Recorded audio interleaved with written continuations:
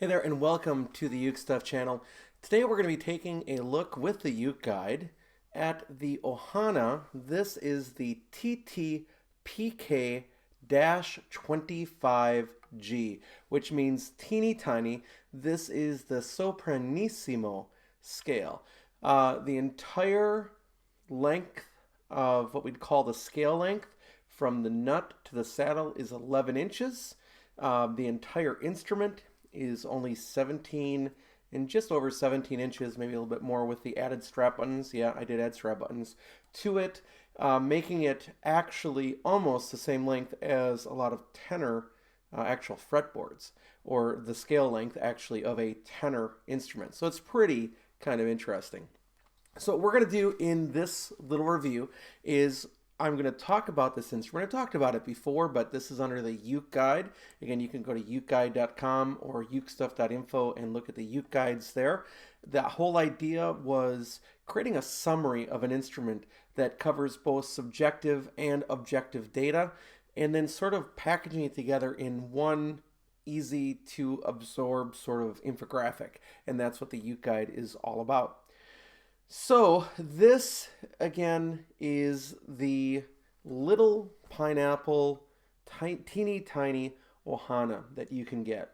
This came out at NAMM a couple of years ago, and maybe even 3 years ago. And when I saw it, I fell in love with it. I contacted Mim at Mim's Ukes and said, can you get me one of these? And sure enough, I was one of the first people to get one. I was actually able to travel with it to San Antonio to present with. And at the time, we were using Spirit Airlines to fly a lot. We'd still like to do that more. It's just time and schedule, that sort of thing. But this could actually fit in my bag and travel with us without breaking their rules for the one bag you're allowed to take with you on Spirit if you don't want to pay extra. So it was a benefit to that, and it was a higher quality uke than the other Sopranissimo or Sopranino that I was using, which is my caramel ukulele. So anyway, let's talk about the subjective issues with this ukulele. So first of all, cost.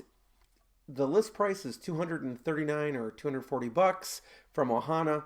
You'll find them on the street for as little as about $160. It's a solid wood instrument, so that's not unheard of. It's really well made. We'll get to that in a couple minutes. So it's probably, the price probably meets the value, although for $160, there's a lot of other ukuleles that you can buy that are more playable and sound better. Not that this one sounds bad, not that it's not playable, but a regular size ukulele will give most people more money or more bargain for their money. So the price probably meets the value.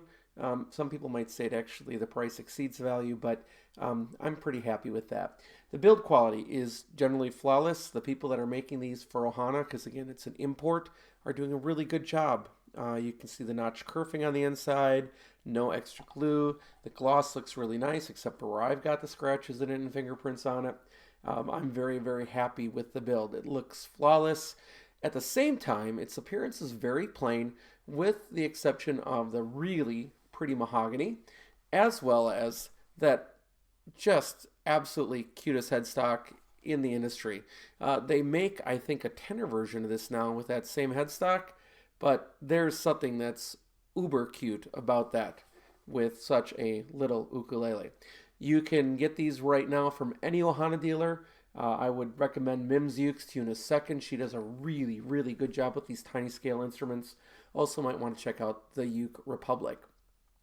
In terms of playability, the scale alone makes it difficult to play. I was looking at it, and basically you've got from the 7th fret of a tenor ukulele up.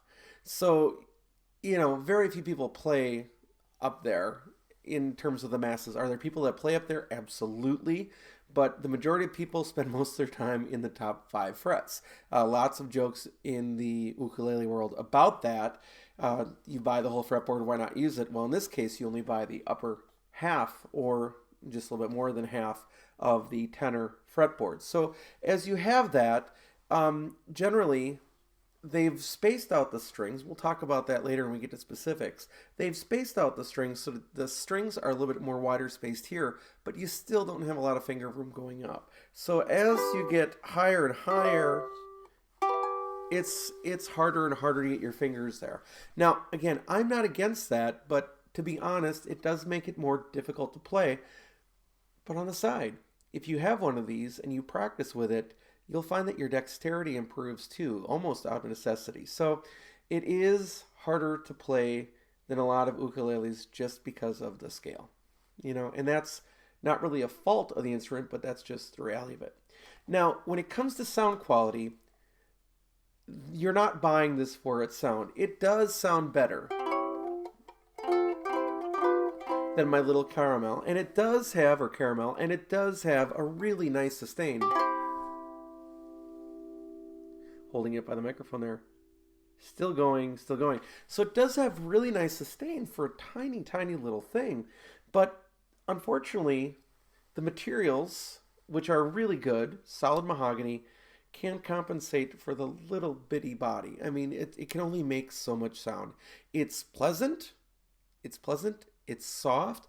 And the other thing that you need to be aware of is that these smaller scales are really, really sensitive to intonation, in terms of if you play super hard and you press down really hard on the strings, you're guaranteed to pull it out of tune. And you likely will be pulling it out of tune. So you all the time have to remind yourself to release that robotic grip and just play lightly. And then it'll play in tune, especially if it's set up right to start off with.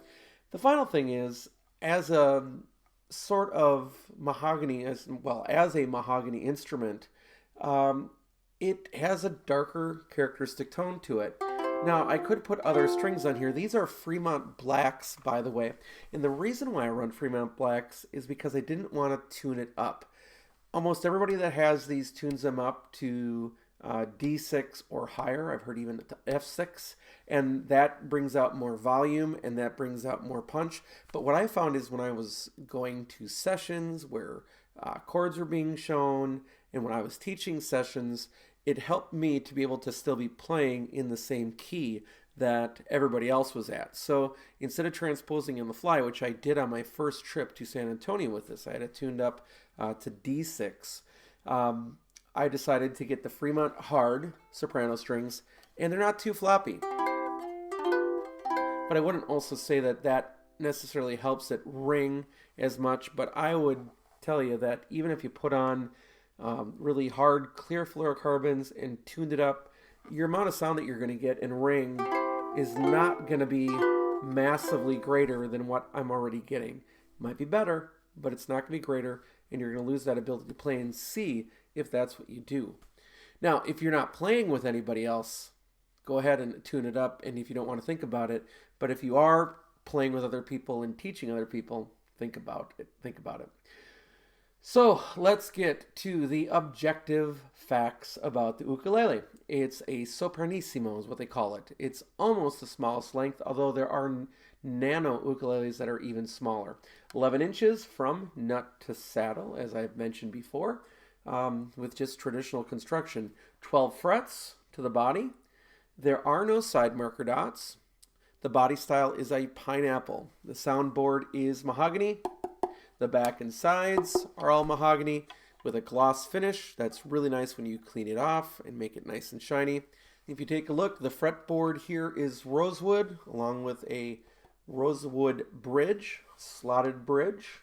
Really easy to change those.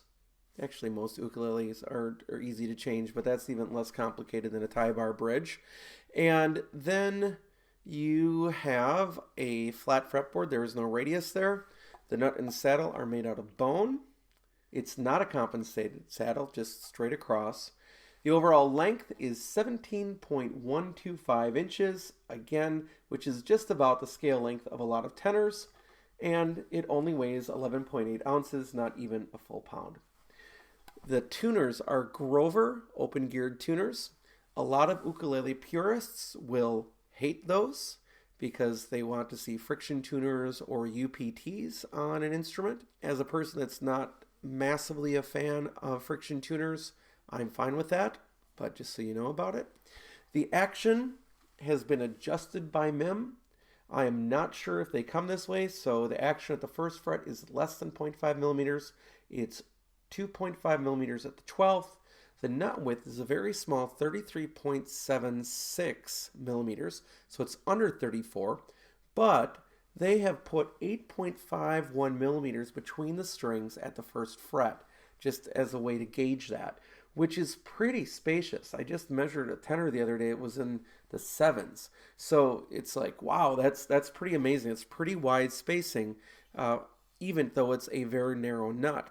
And basically from G to A, it's almost 27 millimeters, 26.96 millimeters, meaning that they really spaced it out there as much as they could to make it as playable as they could. Then the other aspect is that the neck is really comfortable to hold, even as a gloss. The gloss doesn't bother me in this small of a scale, but it's 18.98 millimeters deep at the third on top of the strings to the bottom of the neck. Just a way to gauge how thick the neck is. It's a nice profile. It's comfortable. I have no complaints there. It does not come with any accessories, but you can buy either a little tiny gig bag, which I did, or I think you can even buy a case for it. So those are the objective facts about this ukulele. Let's do the summary now. My heart absolutely melted when I saw this. There are very few ukuleles that I look at and I say, I have to have that one. This one I had to have. This thing is impeccably built, but it's pretty quiet, and it's not that easy to play, although it isn't silent and it isn't impossible to play.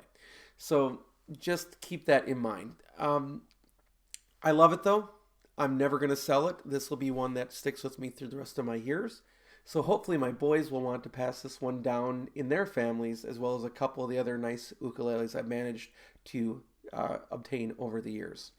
If you buy one of these, the only massive recommendation I make to you is that you do so through a dealer who will do setup. Make sure that the first fret is at 0.5 millimeters or lower, and that the action at the 12th is good. Again, MIM's Ukes is where I bought mine. There is no, by the way, kickback to MIM or anything, or back to me for mentioning that, just letting you know where I got it. So, where do I rate this little ukulele that I love? Because of the sound, and because of the challenge of playing it, I rate this a 3.5 out of 5 ukuleles. And that's not to be mean to it, but I can't with a clear conscience give it a 4, which would be a really, really super high rating, because the average person is going to struggle playing this a little bit, and they probably aren't going to be happy with the overall sound of it compared to what you can get for even, for example, $55 with a Flight TUS-35 ukulele. So at $160, it sort of has to be a niche purchase for you, something that appeals specifically to you as something that you can use and justify for that amount of money when there are so many other ukuleles that you could buy. So that is my TTPK-25G Sopranissimo pineapple ukulele from Ohana. Thanks for watching, and we'll have more videos for you in the future.